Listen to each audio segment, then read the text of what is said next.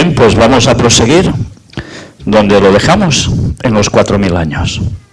Vamos a ver esas citas de Linguay que seguirán aportándonos más detalles, porque claro, cuando ya empezamos a decir si son 6000 años exactos y la Biblia nos lo está diciendo de arriba abajo, quizás nos hemos de plantear algunas cosas ya.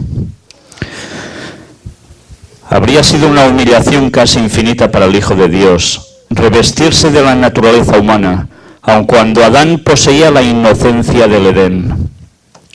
Pero Jesús aceptó la humanidad cuando la especie se hallaba debilitada por 4000 años de pecado. 4000 años de pecado y Jesús cogió esa naturaleza.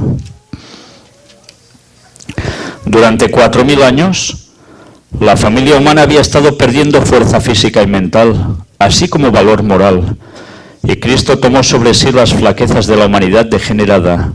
Únicamente así podría rescatar al hombre de las profundidades de su degradación. 4000 años. Satanás indujo a los hombres a pecar, y el plan de la redención fue puesto en práctica. Durante 4000 años, Cristo estuvo obrando para elevar al hombre, y Satanás para arruinarlo y degradarlo. Y el universo celestial lo contempló todo. ¿Dónde nos está ubicando?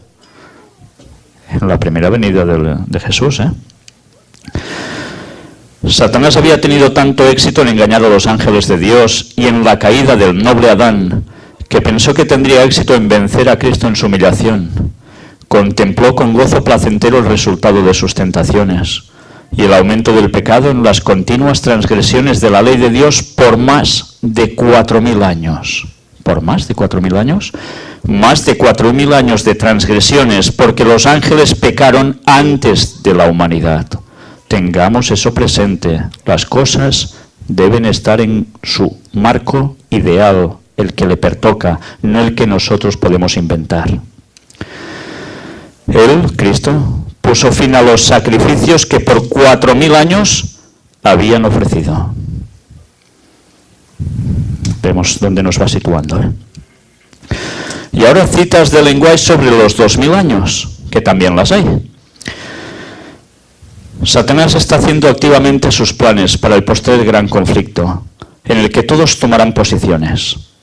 Después que el Evangelio se ha venido proclamando en el mundo durante casi 2000 años, cuando escribe ella, Satanás presenta todavía a los hombres y mujeres la misma escena que presentó a Cristo. En forma prodigiosa despliega ante ellos los reinos de este mundo en su gloria. Los promete a todos los que quieran postrarse y adorarle. Así trata de poner a los hombres bajo su dominio. 2000 años de proclamación. La oración de Cristo no es solo en favor de los que ahora son sus discípulos, sino de todos los que crean en Jesús por medio de la palabra de sus discípulos hasta el fin del mundo. Jesús estaba por entregar su vida para sacar a la luz la vida y la inmortalidad. Cristo, en medio de sus sufrimientos y del rechazo de que es objeto todos los días por parte de los hombres, observa a través de 2000 años a su iglesia que existirá en los días finales antes del fin de la historia de la tierra. Y algunos dicen, Jesús a saber cuándo vendrá. ¿Cuántos años faltan aún? Quizás cientos de años. Quizá pueden pasar hasta 500 años. ¿Sí? A mí hay personas que me lo han dicho, incluso pastores. ¿Eso cuadra con la palabra de Dios, con el espíritu de profecía? No cuadra. Satanás está trazando sus planes diligentemente para el último gran conflicto, cuando todos han de definir su posición. Después que el Evangelio ha recorrido casi 2000 años de historia, Satanás presentará a los hombres y las mujeres la misma escena que presentó a Cristo.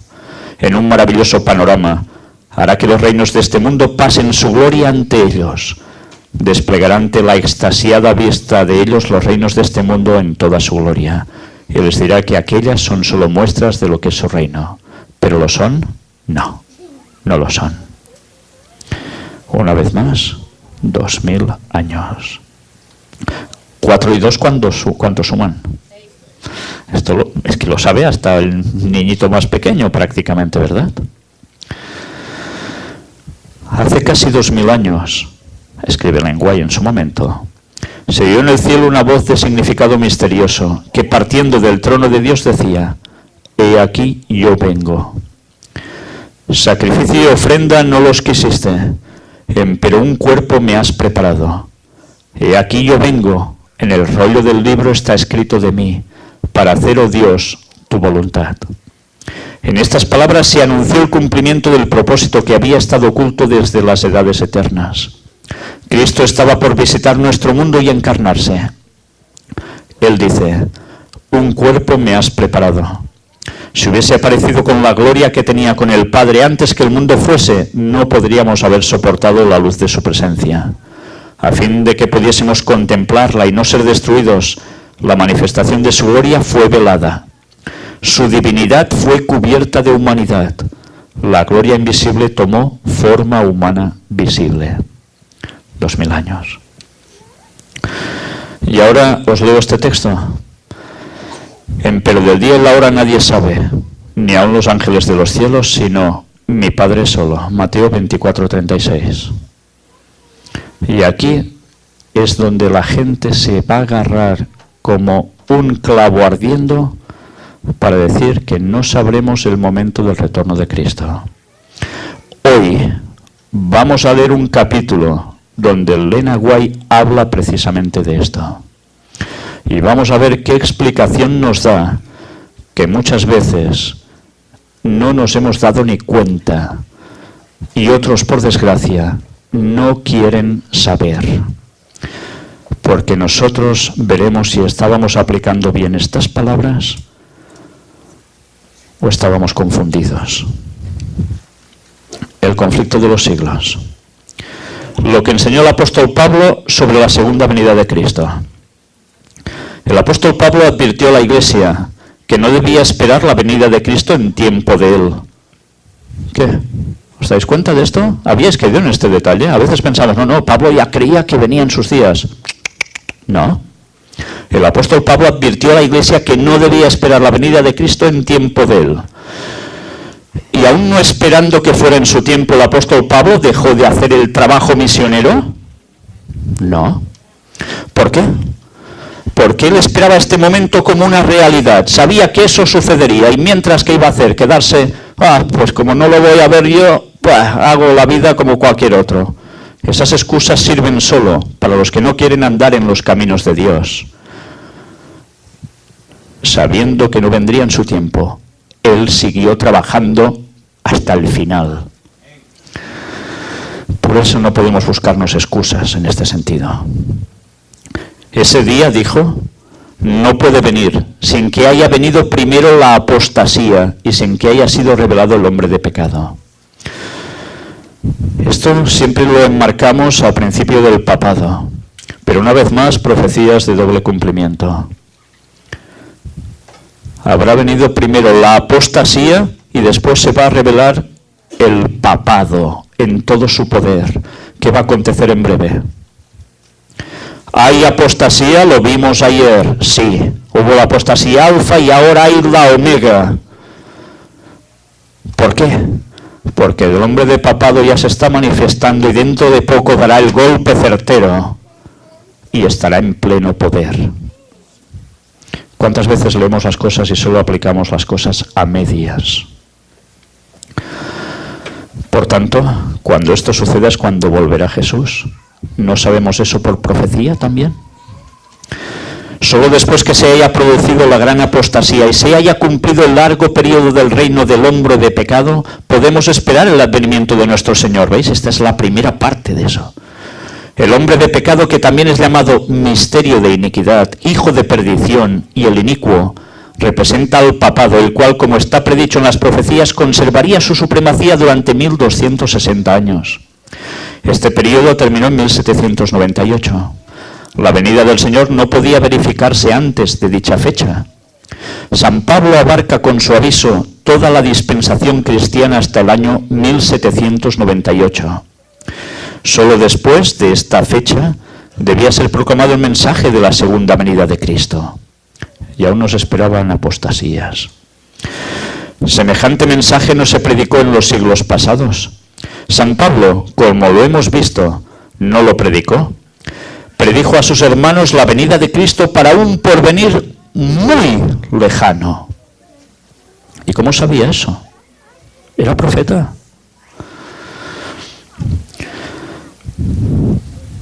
Los reformadores no lo proclamaron tampoco.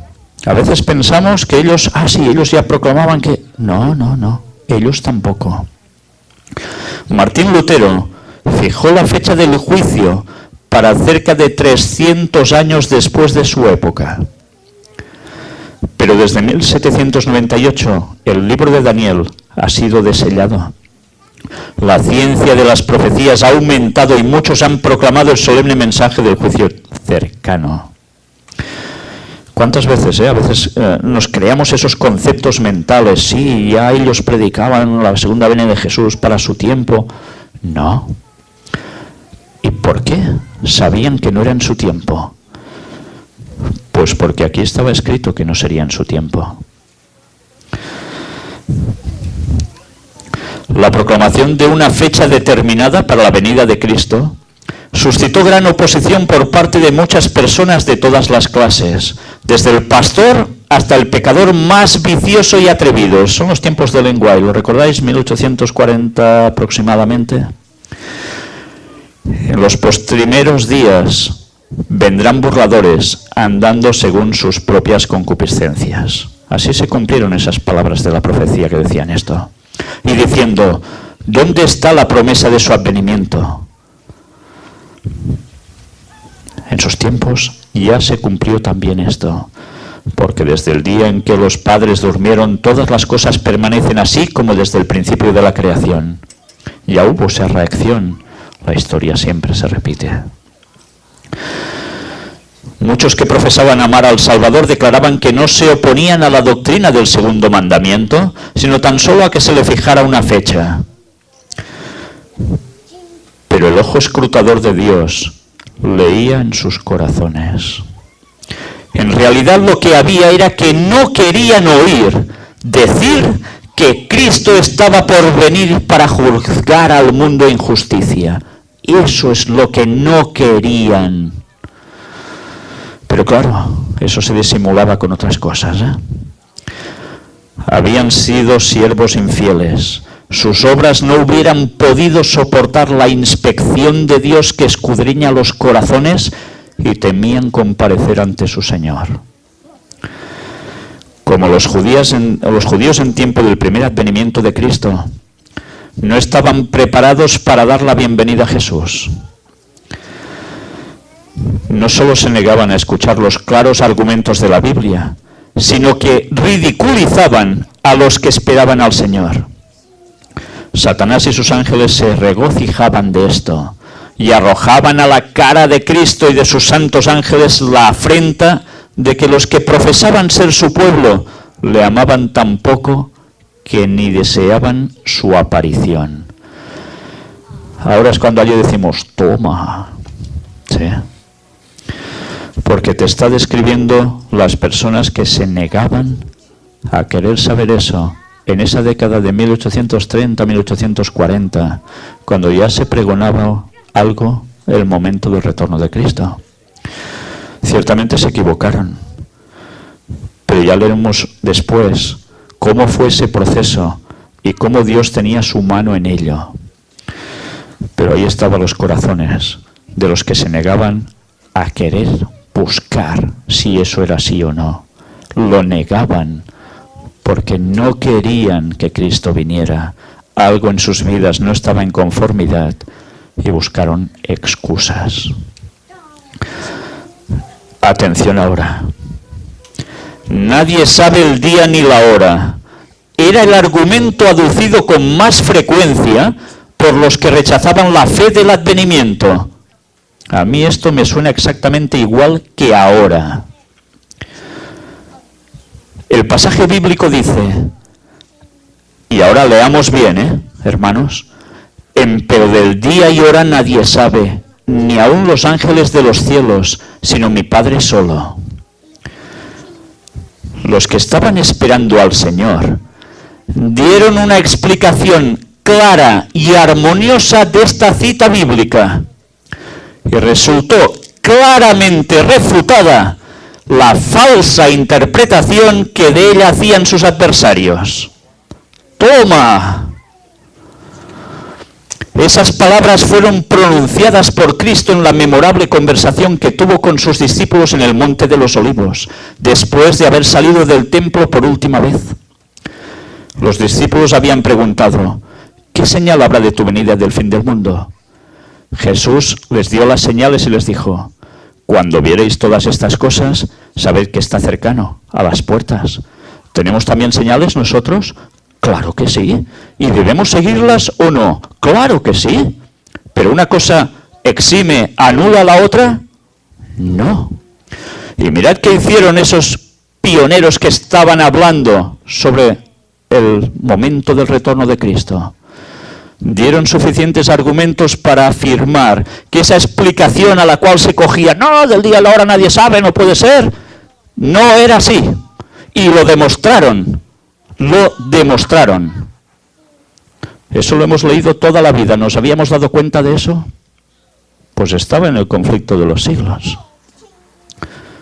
Un tesoro que hemos visto solo por su superficie. Aún no le habíamos abierto la tapa a ese tesoro, donde está el gran valor. Mirad ahora que sigue diciendo.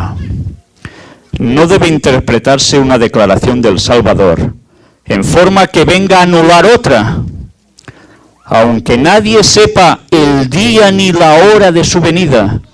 Se nos exhorta y se requiere de nosotros que sepamos cuándo está cerca. Se nos enseña además que menospreciar su aviso y negarse a averiguar cuándo su advenimiento esté cercano será tan fatal para nosotros como lo fue para los que viviendo en días de Noé no supieron cuándo vendría el diluvio. Una vez más nos remite a un juicio, a una destrucción. No sabían los antediluvianos, porque Noé sí lo sabía, que se daría 120 años de historia a la humanidad hasta el momento del diluvio. Claro que lo sabía. ¿Y vosotros creéis que Noé, sabiendo esto, no le advertía a la gente? Si vosotros supierais el año en que Cristo vuelve, ¿os lo ibais a callar? Sería una responsabilidad tremenda. Pues Noé lo sabía. Y Noé lo anunció, pero la gente aún y así, ¡pah! ¿Cómo va a ser eso? Lo mismo sucede ahora. Como en los días de Noé, así será la venida del Hijo del Hombre. La historia se va a repetir. Y eso ya no es futuro, está siendo presente. Y la parábola del mismo capítulo que pone en contraste al siervo fiel y al malo y que señala la suerte de aquel que dice en su corazón: mi Señor se tarda en venir, enseña cómo considerará y recompensará Cristo a los que encuentre velando y proclamando su venida y a los que la nieguen. Cara y cruz, ¿eh? Velad pues, dice y añade, bienaventurado aquel siervo al cual cuando su Señor viniere le hallare haciendo así. Y si no velares, vendré a ti como ladrón, y no sabrás en qué hora vendré a ti. O sea que si velares, sí sabrás. San Pablo habla de una clase de personas para quienes la aparición del Señor vendrá sin que la hayan esperado. Como ladrón en la noche, así viene el día del Señor. Cuando los hombres estén diciendo paz y seguridad, entonces vendrá sobre ellos destrucción de repente y no escaparán. Y me gustaría que os dedicaseis durante un tiempo también a escribir en internet paz y seguridad. Y veréis qué relación de personas de altos niveles están hablando sobre paz y seguridad. ¿Qué indica eso? Y aún se hablará más. Aún se hablará más y tiene que ver también con Israel. Cuando eso suceda finalmente, todos paz y seguridad. Y entonces vendrá destrucción repentina y no escaparán. Pero agrega también, refiriéndose a los que han tomado en cuenta la amonestación del Salvador: mas vosotros, hermanos, no estáis en tinieblas para que aquel día os sobrecoja como ladrón, porque todos vosotros sois hijos de la luz e hijos del día. No somos de la noche ni de las tinieblas. Así quedó demostrado que las Sagradas Escrituras no autorizan a los hombres a permanecer ignorantes con respecto a la proximidad de la venida de Cristo. Pero los que no buscaban más que un pretexto para rechazar la verdad, cerraron sus oídos a esta explicación, y las palabras pero del día y la hora nadie sabe seguían siendo repetidas por los atrevidos escarnecedores y hasta por los que profesaban ser ministros de Cristo. Y os digo que actualmente sigue siendo así.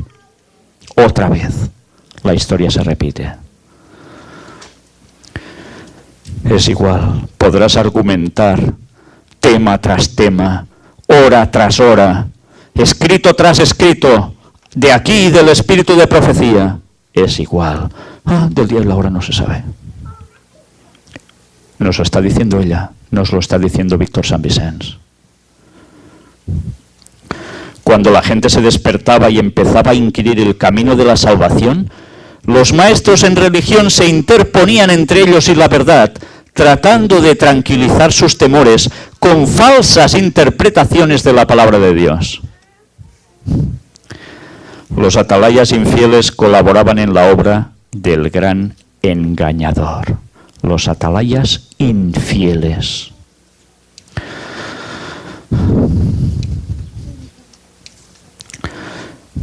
Clamando, paz, paz, cuando Dios no había hablado de paz. Como los fariseos en tiempo de Cristo, muchos se negaban a entrar en el reino de los cielos e impedían a los que querían entrar. La sangre de esas almas será demandada de sus manos. ¿Qué? ¿Cómo os habéis quedado después de esto? Es para quedar perplejo, impresionado. Sin duda. Porque quien no se quede así, o es que ya lo sabía, o es que en su corazón hay algo que no acaba de estar bien. Lo que enseñaron los judíos, yo esto no sé si lo sabíais. Los judíos ya enseñaban que un día era igual a 1000 años. 6000 años de historia hasta el Mesías. Cómputo de jubileos hasta los 6000 años. ¿Vamos a ver esto? ¿Queréis que lo hagamos ahora o lo dejamos para después? Como queráis.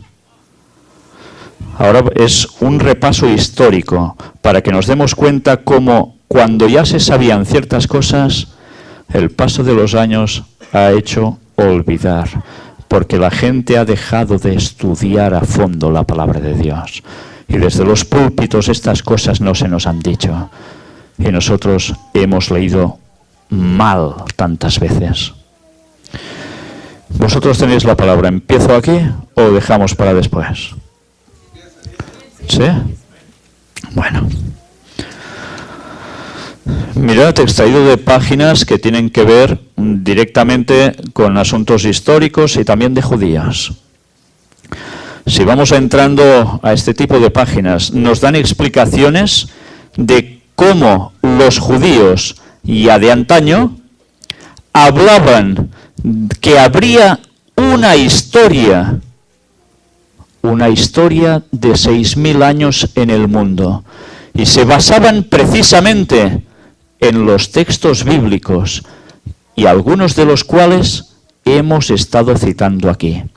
Y hacían algo que también a veces se dice, esto no puede ser. Ellen White habla que aparte de las profecías tal cual, habían lenguajes también bajo símbolos, que también nos estaban transmitiendo conceptos o cosas literales que también querían decir algo más. Y eso a veces lo olvidamos. En páginas de ellos te quedas sorprendido cuando ves también la importancia que evidentemente le dan al 7. Y además hablan de algo que sucedería justo cuando se cumplieran los 6.000 años. Yo no estoy apoyando todos los escritos judíos, porque ya sabéis que muchos de ellos se fueron por derroteros que no tocaban, Pero sí sabían que realmente sucederían 6.000 años de historia y aparecería el Mesías.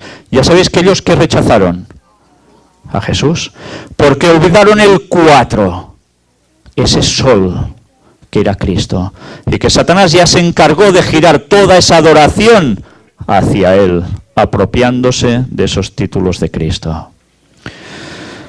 Aquí se van dando explicaciones también de lo que ellos creían, que el periodo de la historia de la humanidad estaría dividido en 7. Y mirad qué textos usaban. Salmo 94. Sí, también. Filosofía judía ya hablaba precisamente de todo esto. Vamos a ver unos escritos que aparecen en Talmud, Sanedrín 97a. Y nos habla, por un lado, ellos hablan de 7 patriarcas como simbología de sus vidas en los periodos que cada 1000 años irían ocurriendo. ¿Veis? Abraham, Isaac, y así uno tras otro. Pero no era solo esto. Si vamos viendo, ya veis qué páginas, de judaísmo. Nos siguen hablando de lo mismo. Ese pensamiento de que era necesario que ocurriesen esos años hasta poder aparecer el Mesías. Os voy a llevar directamente. Bueno, mirad aquí una explicación que dan, que también es interesante, porque ellos van subdividiendo 1, 2, 3, 4, 5, 6, 7, le van dando significado. En el 6º año se escucharán voces que anunciarán la venida del Mesías, decían ellos. Y estos escritos son antiquísimos. En el 7º año habrá guerras, y cuando culmine el 7º año vendrá el Mesías descendiente de David. Bueno, pues nada, aquí tenéis escritos para que analicéis en vuestras casas, deteniendo las imágenes cuando todo esto esté en vuestra posesión, porque vale la pena ver las explicaciones que ellos daban de todo esto. Ellos no aceptaron a Cristo, pero tontos del todo no eran precisamente, porque habían dedicado muchas horas al estudio de la palabra de Dios y algunas cosas las supieron muy bien, otras por desgracia se descarriaron. ¿Habíais oído hablar vosotros que ellos ya sabían esto? ¿Verdad que esto normalmente no se cuenta? Pues eso es lo que ellos pensaban. Ellos pensaban, los primeros 2000 no hubo nada, esto significa que no hubo Torá, la ley. Los siguientes 2000 se estudió la Torá y los últimos 2000 serían la era mesiánica. ¿Sabéis? No aceptaron a Jesús, pero creyeron que en ese 4000 empezaba la era mesiánica. Y dices, ¿y cómo puede ser? ¿Qué contradicción? Empezar la era mesiánica y no haber aceptado a Cristo, que era el Mesías. Y se buscaron excusas. Ellos habían caído víctimas de su propia interpretación que los estaba denotando, que se estaban equivocando porque habían rechazado a Jesús, que vino cuando tocaba, una vez más, en su tiempo preciso. Bien, ahora dicen que aún estamos en ese periodo de era mesiánica, y cuando termine estos 6000 años va a aparecer justamente el Mesías. ¿Os dais cuenta cuándo va a aparecer alguien haciéndose pasar por Jesús y cómo los va a engañar? 1 igual a 1000 y jubileos hasta los 6000 años. Aquí tenéis los escritos del Talmud, donde están en inglés, los podéis encontrar también por internet con todas las referencias. También lo podemos ver en español. Y nos vamos a dar cuenta de cómo allí aparecía todo esto. Mirad qué dice. Nuestros rabinos enseñaron, en el ciclo de 7 años, al final del cual el Hijo de David vendrá en el primer año, o sea, al inicio, este verso se cumplirá. Y yo haré llover sobre una ciudad y hacer que no llueva sobre otra ciudad. En la segunda las flechas del hambre se enviarán. En el tercero una gran hambruna, en el curso de las cuales los hombres, mujeres y niños, hombres y santos piadosos morirán, y la Torá será olvidada por sus estudiantes. En el cuarto un montón, bien, un montón, sí, no sé exactamente, ya veis que es una traducción de esas un poco automáticas, montón parcial. En el quinto gran abundancia, cuando los hombres se van a comer, beber y alegrarse. Y la Torá regresarán a sus discípulos. En el sexto, celestial, suena. En el séptimo, guerras. Y en la conclusión del septenato, hijo de David, vendrá Rabí Yosef. Objetó. Pero han pasado tantos septenantes, todavía no ha llegado. Abaye replicó, hubo entonces sonidos celestiales en el sexto y guerras en el séptimo. Por otra parte, tener los problemas estado en este orden, una serie de problemas que estaban en este orden. Ellos están describiendo los 7 pasos con 7 cosas que irían aconteciendo. Y lo tenían muy claro, Cuando vais viendo todo el escrito, os recomiendo que os lo leáis con atención y si vosotros sabéis inglés lo veréis mucho mejor que en esta traducción automática al español. Nos vamos a detener en este punto. Rabí Katina dijo, deberán existir 6.000 años en el mundo, o del mundo, y 1.000, la séptima, séptimo, que serán asolados, como está escrito, y el Señor solo será exaltado en aquel día. Abaye dijo, serán desolados 2.000, como se dice, después de 2 días nos revivirá, en el tercer día Él nos resucitará y viviremos delante de Él. Hemos visto este texto antes en Oseas. ¿Lo aplicaron cómo? A la venida del Mesías. Pero como no aceptaron a Jesús y sabieron dónde encasillar esto, que era en el fin de los días, Jesús muere. ¿Y qué sucede durante 2.000 años? Seguimos en pecado. Seguimos aquí. Y cuando empiece ese nuevo milenio, Jesús volverá a salvarnos. Mirad ellos que aunque rechazaron a Jesús, sabían dónde encauzar esto. No eran tontos, Se ha enseñado de acuerdo con Rabí Katina. Así como el séptimo año es un año de libertad en 7 años, por lo que es el mundo, 1000 años de los 7 serán de barbecho, como está escrito. ¿Qué es el barbecho? La gente de campo seguro que lo sabe. Hay una tierra que se va cultivando, ¿de qué modo? Se fragmenta en porciones y se va haciendo un recorrido de un año de descanso de esa tierra, ¿no? Así sucesivamente. Pues bien, era un reposo de la tierra. Y el Señor solo será exaltado en aquel día. Y se dice además el salmo y la canción para el día sábado, es decir, el día en que es totalmente sábado, totalmente de reposo.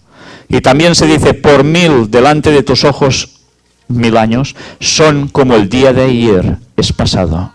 ¿Qué texto está citando? El salmo que también hemos visto antes.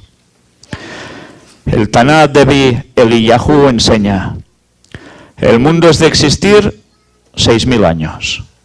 Conceptos claros, En los primeros 2000 había desolación. 2000 años la Torá floreció y los 2000 años siguientes sería la era mesiánica. Y aquí tenéis las referencias donde se basan todos esos escritos de ellos, por si teníais alguna duda. Y vale la pena leer las referencias porque dan unas aclaraciones impresionantes. Elías dijo a Rab Judá, el hermano Rabí Sali, a los piadosos, existirá el mundo no menos de 85 jubileos, y en el último jubileo, hijo de David, vendrá.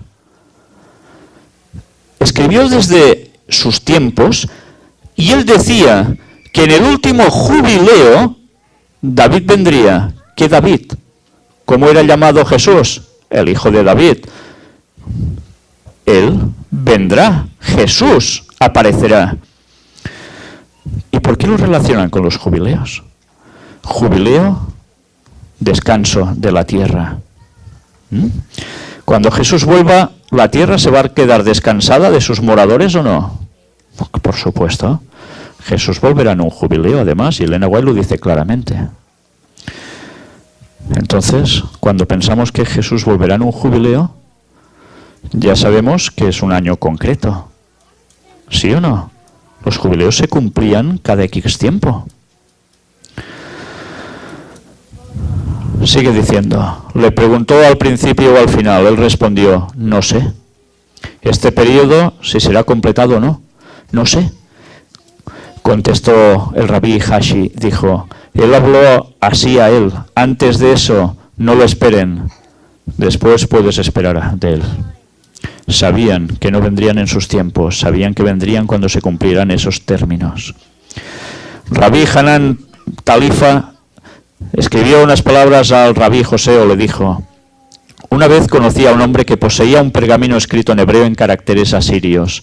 Yo le dije, ¿de dónde ha venido esto a ti? Él respondió, yo contraté a mí mismo como un mercenario en el ejército romano, o sea, él se hizo mercenario, y lo encontró entre los archivos romanos. En él se afirma que 4.238 años después de la creación será huérfano el mundo. Mirad cómo ellos hacían sus cálculos al respecto, ¿eh? En cuanto a los años siguientes, algunos de ellos se gastarán en la guerra de los grandes monstruos marinos y alguno en la guerra de Gog y Magog, y el restante periodo será la era mesiánica, mientras que el santo, bendito sea, renovará su mundo solo después de 7.000 años. Renovará su mundo después de 7.000 años. ¿Qué va a suceder después del milenio? La recreación sobre la tierra. Cuando Satanás haya sido destruido, el fuego purifique la tierra. Luego, ¿qué vamos a ver? La recreación. Cuando empiece el siguiente milenio. Tontos no eran. Porque eso mismo es lo que creemos nosotros. Rabí Abba dijo de Rabba, la sentencia fue después de 5.000 años. Sentencia después de 5.000 años, cuando viene el 6.000.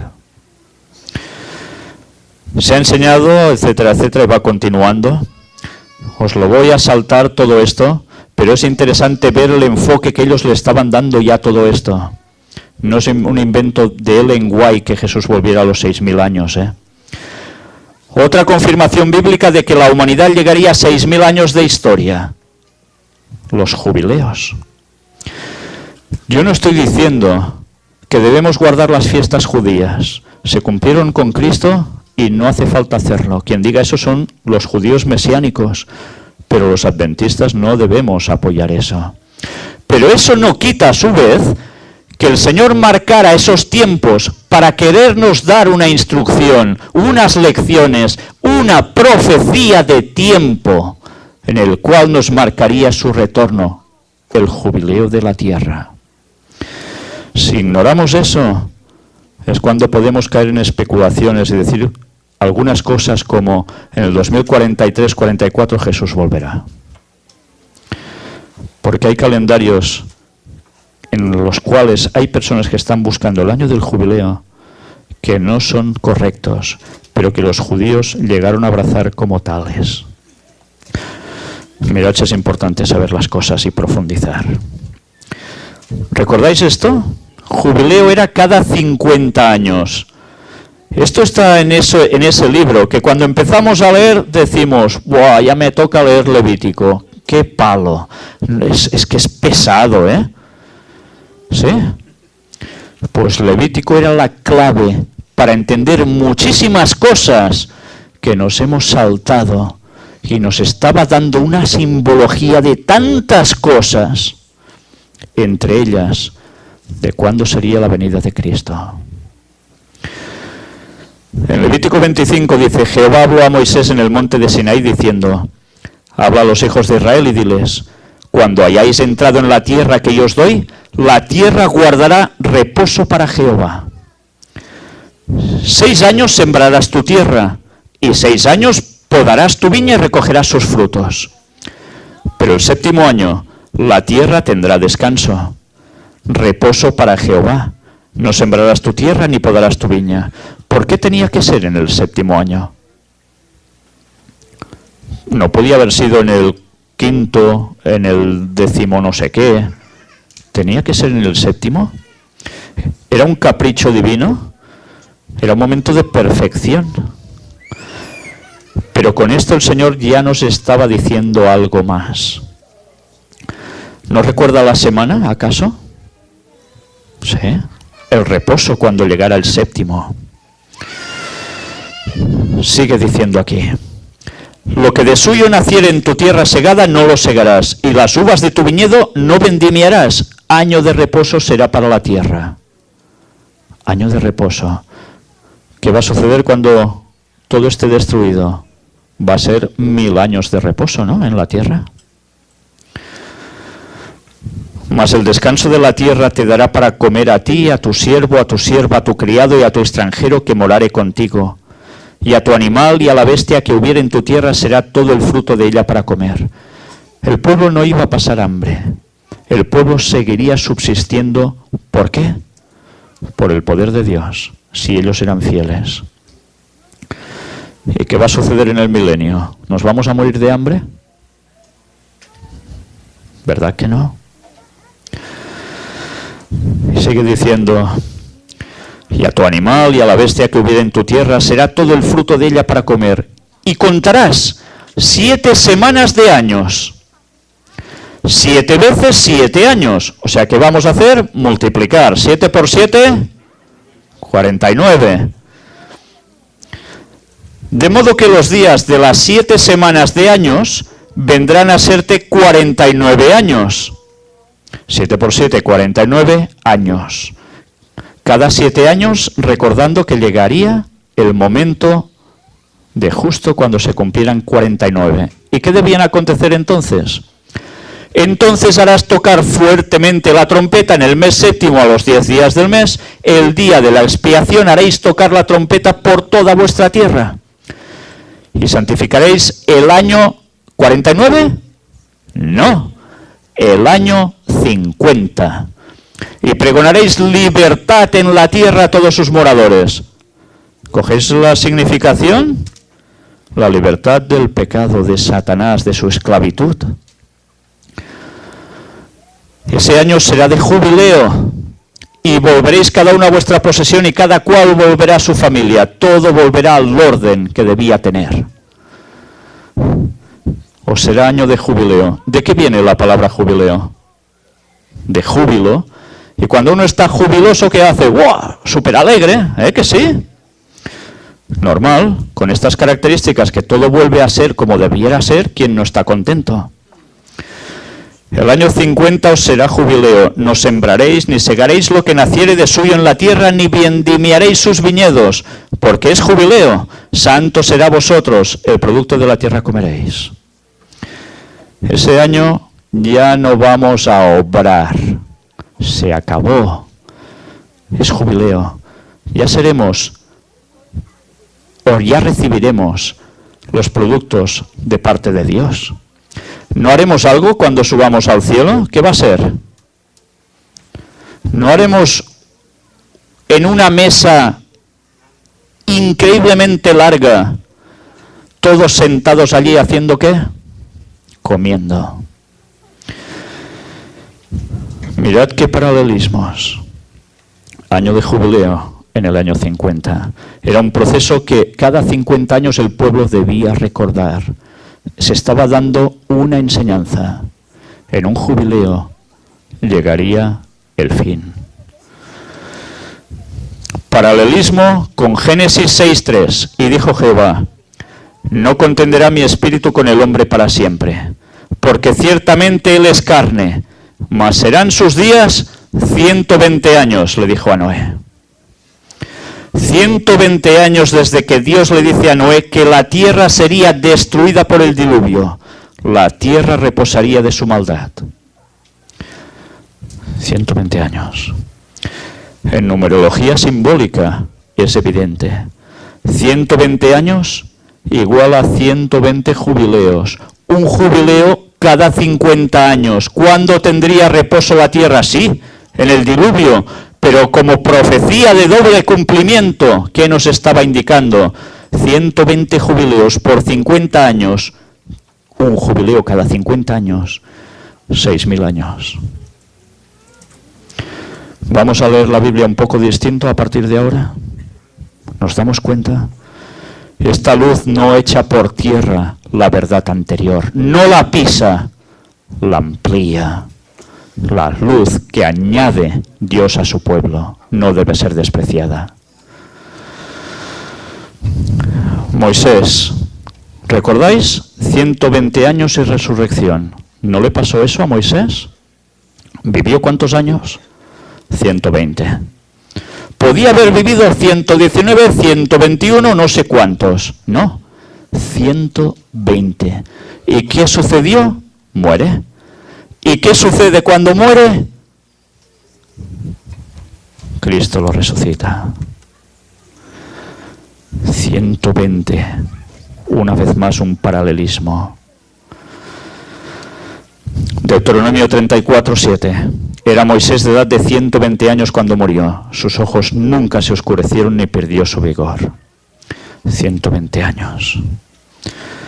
Las cosas que nos parecen, mira, le ha tocado ahora. Hasta eso Dios estaba controlando para darnos un mensaje a todo su pueblo. 6.000 años y la resurrección. Lo que enseñaron los cristianos en los primeros siglos. 6.000 años de historia y la segunda venida de Jesús. ¿Sabéis que los primeros cristianos también enseñaron que habrían 6.000 años de historia? ¿Os lo habían explicado esto alguna vez? ¿Lo habíais leído? ¿No? Pues es sumamente interesante. Para que veáis que algo se fue perdiendo entre la Iglesia. Y era algo que era un concepto que los reformadores aún percibían. Pero a nosotros se nos ha ido borrando. Calendario de Ussher Lightfoot. La fecha propuesta por Ussher de 4004 a.C. difiere poco de las estimadas de Beda, 3952 a.C., o por el contemporáneo de Ussher, Joseph Justus Scaliger, 3949 a.C. Está hablando del inicio del mundo. La elección específica de Ussher de ese año pudo haber sido influida por la creencia de aquel entonces de que la vida potencial de la Tierra era de 6.000 años. 4.000 antes del nacimiento de Cristo y 2.000 después. Correspondiente a los 6 días de la creación, sobre la base del libro que corresponde a la segunda carta del apóstol Pedro. Mira por dónde. ¿Qué capítulo? El 3. ¿Qué versículo? El 8. ¿Qué dice? Mas, oh amados, no ignoréis esto, que para con el Señor un día es como 1000 años y 1000 años como un día. Descontextualizando este versículo, ya que el anterior hace referencia que para Dios el tiempo es relativo y no se ha tardado en venir de nuevo. Esta visión ha sido completamente abandonada en 1997, 6.000 años después de 4004 a.C. Sin embargo, hay algunos estudiosos bíblicos, como así también un número de cristianos evangélicos, quienes profesan su interpretación literal de la Biblia y que la Tierra tiene 6.000 años de edad. ¿No estamos allí nosotros? Sí. Sí. Pero esto, ya veis que era un tema que se había tratado con años y años de anticipación, y ahora decir eso es casi un sacrilegio, una herejía. Aquí sigue lo escrito por si queréis más datos. Los 6.000 años según los cristianos y las fiestas judías. Una cada 1000 años, 7 fiestas judías. ¿Por qué? 7. Lo mismo. Todo estaba apuntando al momento del retorno de Cristo. Aquí se nos habla precisamente de algo interesante. La historia del hombre y su relación con Dios bien se podría estructurar en 7 periodos básicos, los cuales abarcarían los siguientes temas. En primer lugar, la creación del hombre. En segundo lugar, la elección de Israel. En tercer lugar, la apostasía de Israel. En cuarto lugar, la venida del Mesías. En quinto lugar, el llamamiento de la Iglesia. En sexto lugar, su apostasía. Y en séptimo lugar, la unidad entre, dice aquí, judíos mesiánicos y gentiles cristianos ante la venida del Señor Yahshua, o sea, Jesús, en el milenio para llevarnos a la eternidad en su reino. Esto no lo ha escrito un adventista, pero mirad cómo Está haciendo una descripción de algo que va a llegar prácticamente a suceder. Hay un tema que aún no he podido presentar, la importancia de los judíos en el tiempo del fin, con la Biblia en la mano y con las citas de Ellen White. Y veréis que todo esto no es tanta tontería como parece. Sigue diciéndonos, todo esto para llevarnos en el milenio, llevarnos a la eternidad en su reino. Esos 7 tiempos coinciden con 7.000 años. 7.000 años proféticos bien podrían coincidir con el calendario hebreo, en la cual la fecha actual, el 5767.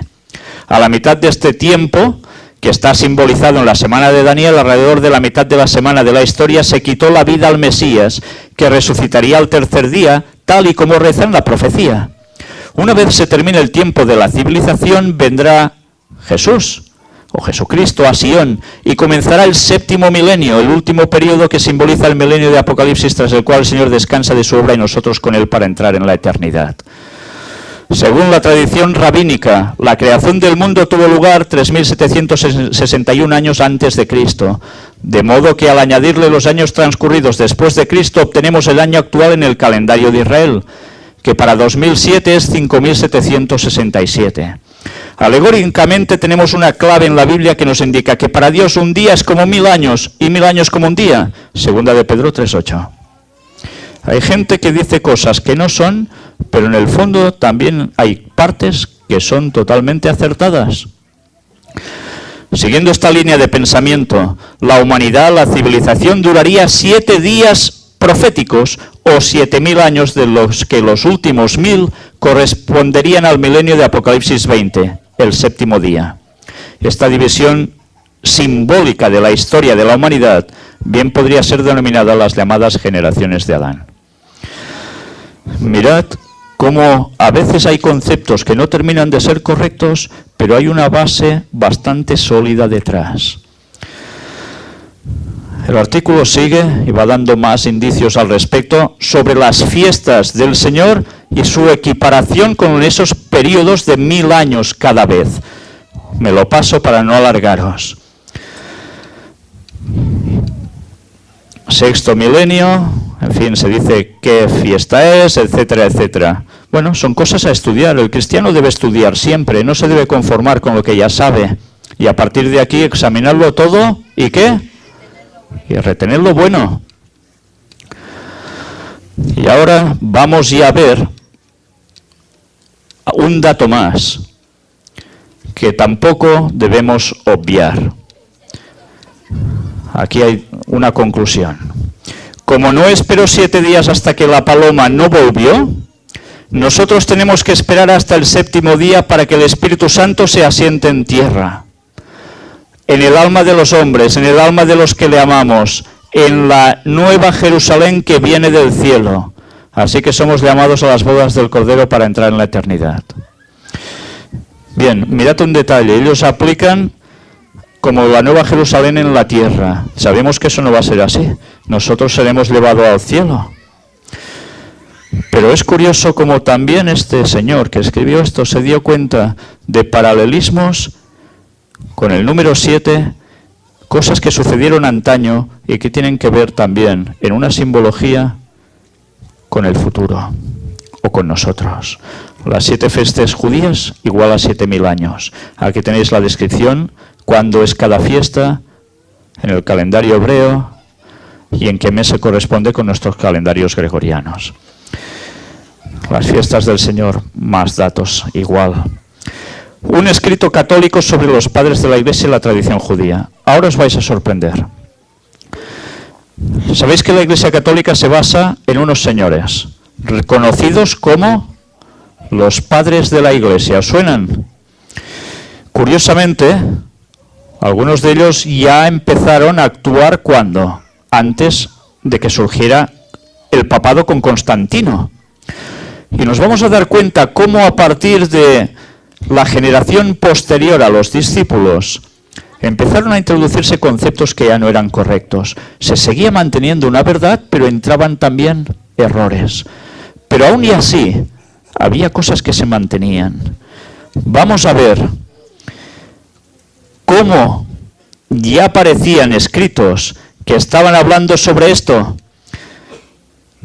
Mirad, hay una epístola de San Bernabé, San Ireneo, Orígenes, Lactantius, San Jerónimo, San Agustín, Cornelio a Lapide. Todos estos autores ya hablaban de 6.000 años de duración del mundo. Y eran prácticamente de los primeros cristianos, aunque ya os digo, algunos ya habían introducido cosas, conceptos que no eran correctos. Pero esto lo seguían manteniendo todos. Y mirad, qué claro lo tenían. 2000 años, 2000 años, 2000 años, ¡pam!, aparece Cristo. Y así van dando explicaciones ellos mismos, también de los mismos textos que hemos estado comentando nosotros. ¿Sabéis? He de confesaros una cosa. Cuando empecé a tratar este tema, yo ignoraba todo esto. Cuando empecé a tratar del momento del retorno de Cristo, yo ignoraba todo esto. Después, fruto de seguir investigando, encontré y me di cuenta que realmente ya judíos antes y primeros cristianos estaban hablando del momento del retorno de Cristo como en el 6000. Y aquí tenéis todas las pruebas al respecto. Mirad a qué conclusión han llegado estos católicos. Los otros 2000 años a partir de la muerte de Cristo, ellos lo sitúan en el 30, sabemos que no fue en el 30, ¿en qué año fue? En el 31, pero por cuestión de meses que ellos no terminan de percibir, también les da el mismo resultado. Nos llevan al 2031 para el año del fin de la era cristiana. Y lo han calculado unos católicos, basándose en los escritos antiguos. La tradición judía y los llamados padres de la Iglesia. Bueno, mirad páginas, ya veis de qué tipo. Y nos empiezan a hablar una vez más sobre lo mismo. Dios dio a Moisés el ritual de guardar el Shabbat. Este consistía en dos partes: el ritual general del Shabbat, que era realizado al principio del Shabbat, el viernes en la noche, y el ritual de Havdalah, que era realizado al final del Shabbat o sábado en la noche. A la entrada lo esperaban para celebrarlo, y cuando terminaba también. ¿No hacéis esto en vuestras casas? Bueno, deberíamos hacerlo. Sí, esperar el sábado y despedir el sábado. Y empiezan a dar una serie de explicaciones donde nos remite exactamente también a lo que estábamos diciendo. Y va hablando de una serie de cuestiones, me lo voy a saltar ya, porque más o menos hemos hablado, y nos vamos a dirigir a los conocidos como padres de la Iglesia en la antigüedad. Mirad qué dicen ellos. La idea de que Jesús va a regresar a establecer su reinado milenial en el año 6000 judío, que no sería judío, sería de la humanidad en verdad, como el sábado. Es enseñada por muchos antiguos padres de la Iglesia. La primera venida de nuestro Señor Jesucristo fue más o menos 4000 años después de la creación. Los padres de la Iglesia en la antigüedad enseñaron que la segunda venida de nuestro Señor Jesucristo será más o menos en el año 2000 después de Cristo. La más descriptiva de todas está en la epístola de Bernabé, quien se gastó un capítulo entero en el tema. Recuerde, esto no significa que esto fuera correcto, pero nos muestra cómo ellos percibían la profecía tipológica del sábado. Acá les mostramos algunas de estas cuestiones. Bernabé, sobre el año 100 de la era cristiana, escribió en 15, 7-9. Entonces, hijos, en 6 días o en 6000 años, todas las profecías serán cumplidas. Luego dice, el descanso en el 7º día. Esto significa que en la segunda venida de nuestro Señor Jesús, Él destruirá al anticristo, juzgará al mundo y cambiará al sol, la luna y las estrellas. Entonces Él realmente descansará durante el reinado milenial, el cual es el día 7º. Toma, ¿qué os parece? Los primeros cristianos ya decían esto. Ireneo, sobre el año 180, en un libro en contra de las herejías, capítulo 5, 28, dice: el día del Señor como 1000 años, y en 6 días las cosas creadas fueron completadas. Es evidente entonces que estas cosas terminarán al final de los 6000 años. Primeros cristianos diciendo esto. Hipólito, ya sobre el 205, fragmento 2, comentario de Daniel 2 al 4. El Shabbat es un tipo de un reinado futuro. Un día con el Señor es como 1000 años, ya que en 6 días el Señor creó todas las cosas, sigue que en 6000 años todo estará cumplido. Fantástico, ¿eh? Comodiano, en el 240, en contra de los dioses paganos, escribió: nosotros seremos inmortales cuando los 6000 años sean completados. En contra también de los dioses paganos, en otra página aparece: la resurrección del cuerpo será cuando los 6000 años sean completados y después de los 1000 años sean completados. Reino milenial, el mundo llegará a su fin. Metodio, en el año 290, y así nos dice las 10 vírgenes 9.1. En el 7º milenio seremos inmortales y realmente celebraremos la fiesta de los tabernáculos. 1000 años como fiesta de tabernáculos.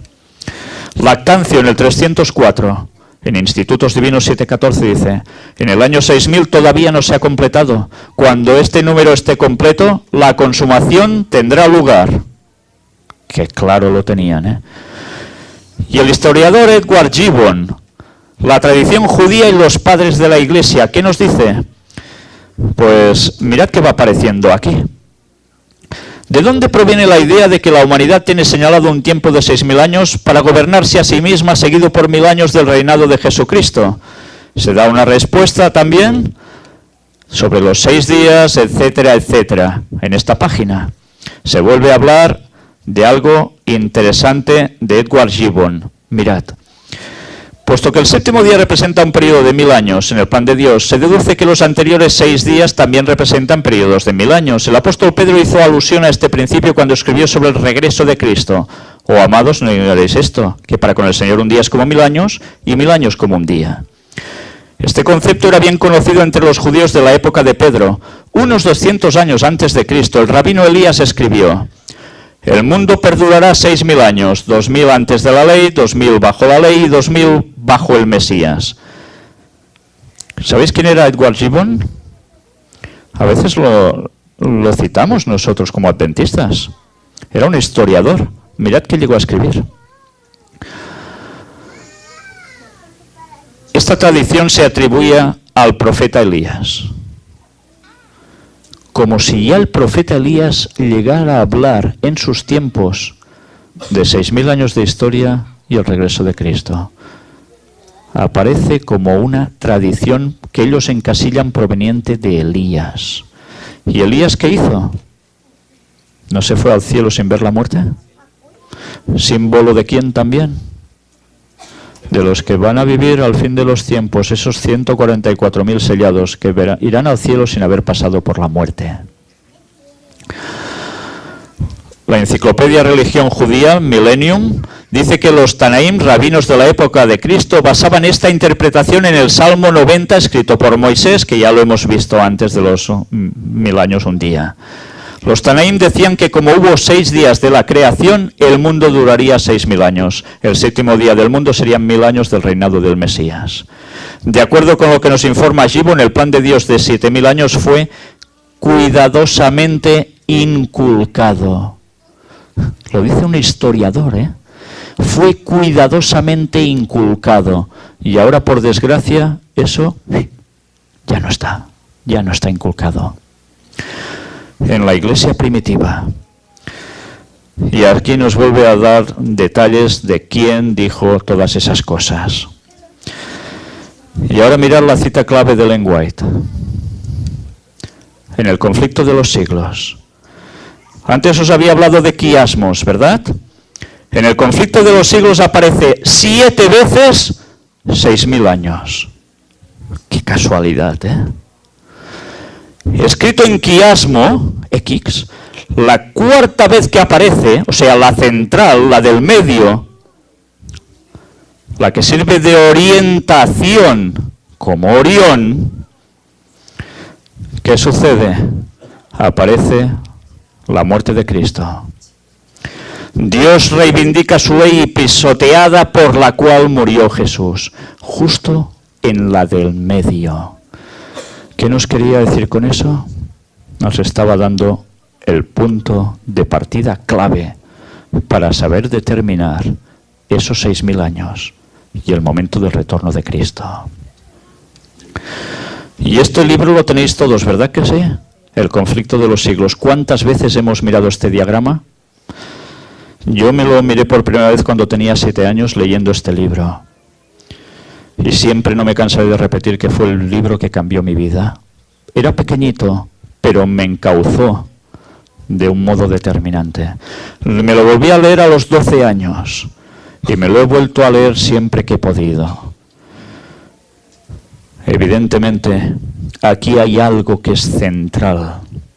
Cuando digo central, lo he dicho en el quiasmo escrito en el conflicto de los siglos y en el diagrama que aquí aparece. En el centro está algo referente a los 2300 días, es toda esa profecía, pero va más allá. No sé si os habéis detenido a mirar justo la página de al lado de este libro. ¿Os habéis leído alguna vez esto, verdad que sí? Cuando hay un diagrama, ¿os empezáis a mirar punto por punto o os lo saltáis? Supongo que lo miráis un poco de detenimiento, ¿no? Si miramos el punto 4, ¿qué nos dice? Aquí. El Mesías príncipe fue cortado a la mitad de la semana, cuando fue crucificado en el año 31 de nuestra era. Y esta es la página que está justo al lado del diagrama. Leed bien ahora, hermanos. Leed bien, por favor. A la mitad de la semana hará cesar el sacrificio y la ofrenda. En el año 31 de Jesucristo, 3 años y medio después de su bautismo, nuestro Señor fue crucificado. Con el gran sacrificio ofrecido en el Calvario, terminó aquel sistema de ofrendas que durante 4000 años había prefigurado al Cordero de Dios. El tipo se encontró con el antitipo y todos los sacrificios y oblaciones del sistema ceremonial debían cesar. Justo el día en que Cristo muere en la cruz en el año 31, en esa primavera, ¿qué sucede? Se cumplen matemáticamente, precisamente esos 4000 años de la entrada del pecado. ¿No fue cuando en la entrada del pecado se sacrificó el primer animal? ¿Con qué se vistieron Adán y Eva? Sí, cogieron lo primero que pillaron, unas grandes hojas para taparse. ¿Y Dios qué les da? Les quita eso y les da pieles. Para darles pieles había habido un sacrificio. El primer sacrificio que simbolizó la muerte de Cristo, un ser inocente muriendo para que ellos cubrieran sus vergüenzas, sus pecados. 4000 años justos de historia. Que nadie os diga que eso no fue el punto de los 4000 años, porque estará mintiendo. Fue preciso.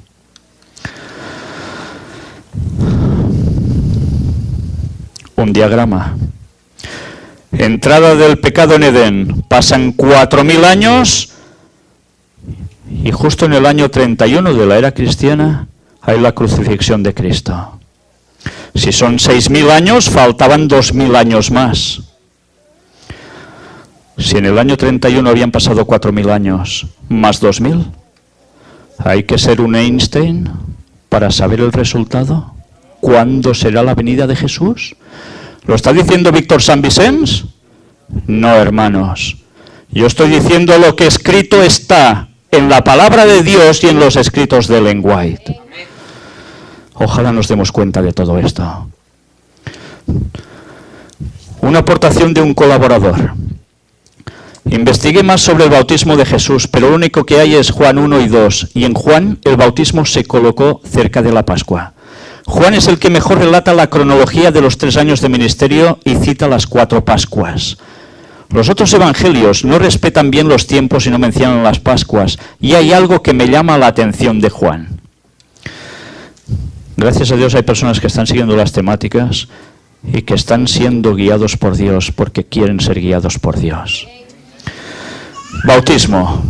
relata 1:29. Vio Juan a Jesús que venía a él y dijo: he aquí el Cordero de Dios que quita el pecado del mundo. En el 1:32, también dio Juan testimonio diciendo: vi al Espíritu que descendía del cielo como paloma y permaneció sobre él. Día 1, capítulo 1, versículo 35. El siguiente día, otra vez estaba Juan y 2 de sus discípulos. Atención cuando leáis la cantidad de discípulos que habían cuando aparece cierta cosa. Os recomiendo que os miréis el tema, no porque lo haya presentado yo, sino por lo que se muestra allí. Hay 12 temáticas sobre el tercer Elías. Y veréis cómo a veces estudiamos la Biblia y aún no lo hemos sacado el jugo ni de casualidad. Pero bien, os digo esto porque allí se hace referencia a este tipo de lenguaje.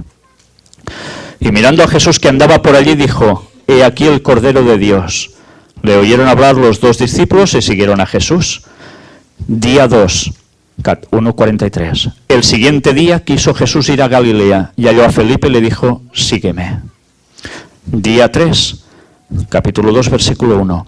Al tercer día se hicieron unas bodas en Caná de Galilea y estaba allí la madre de Jesús. El 2:12 nos dice: después de esto descendieron a Capernaum, él, su madre, sus hermanos y sus discípulos, y estuvieron allí no muchos días. 2:13. Estaba cerca la Pascua de los judíos y subió Jesús a Jerusalén. ¿Estáis notando algo? 2 días. ¿Y qué hay? Las bodas de Caná. Cuando Jesús venga, ¿qué va a haber? ¿Las bodas de qué? Del Cordero. En la Biblia, cuando sucede algo y está registrado, no es solo un hecho que pasó y ya está. Nos estaban dando lecciones continuas, mensajes continuos para los que han alcanzado los fines de los siglos. Jesús se bautiza cerca de la Pascua. Juan relata que todo acontece en muy pocos días. Pero lo que me llama la atención es que al tercer día, después de bautizado Jesús, tuvo lugar una boda y Jesús estaba allí. Y recordé algo como las bodas del Cordero al tercer día, o tercer milenio tras la muerte de Jesús en Pascua. Y yo le doy las gracias a Diego. ¿Sabéis? Diego es un chico que sigue las conferencias desde hace años. Diego aún no es adventista. Pero mirad cómo el Espíritu Santo puede dar luz a las personas sinceras que quieren seguir al Señor. Y cuando veáis todas las temáticas que he ido mostrando hasta ahora, os daréis cuenta de qué luz está dando Dios a su pueblo. Unos aquí, otros allá, no nos conocemos prácticamente de nada. Me escriben personas que jamás he sabido ni quiénes eran. Y cuando ves lo que te escriben, dices: Señor, ¿cómo los has inspirado? Es impresionante. Yo jamás hubiese caído en eso. Y cuando lo veo y lo explican, digo: es verdad. Hemos de estar abiertos a conocer. ¿Sabéis? A veces pensamos que, mira, este es el nuevo de la iglesia, no nos puede enseñar nada. ¿Sabéis? Mi padre era pintor de oficio, como yo. Y aprendí algo de pequeño con mi padre. Él decía: puedes aprender de un aprendiz. Y él era un maestro auténtico haciendo virguerías pintando. Él estaba dispuesto a aprender de un aprendiz. Y a veces nuestro orgullo, que me va a enseñar a mí, que yo que llevo no sé cuántos años de iglesia y soy no sé qué. ¿Sí? O somos humildes o nos vamos a perder la luz de Dios.